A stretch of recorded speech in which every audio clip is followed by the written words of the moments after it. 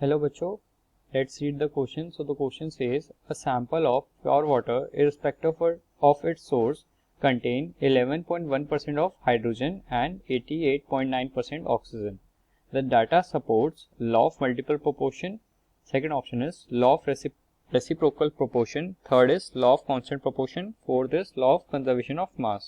तो इस क्वेश्चन में हमें स्टेटमेंट्स दिए हैं और हमें पूछ रहा है कौन से लॉ ऑफ केमिकल रिएक्शन से वैलिड प्रूफ हो रहा है. तो हमारा की कंसेप्ट क्वेश्चन में हो जाएगा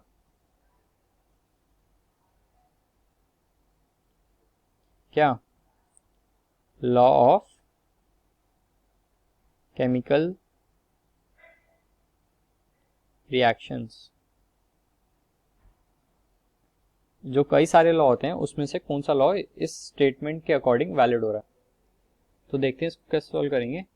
तो स्टेटमेंट को अगर हम समझे, a sample of pure water irrespective of its source contains 11.1% hydrogen and 88.9% oxygen.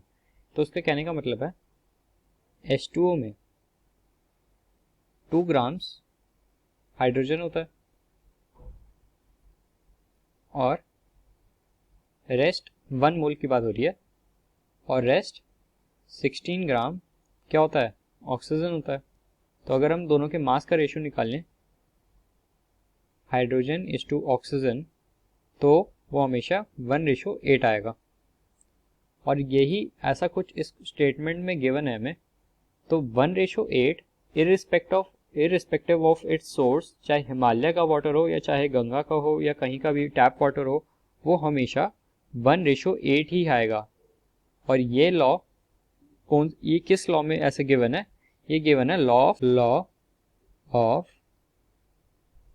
Constant proportions में. So this is our answer, third option. Hope you understood well. Best of luck. Thank you.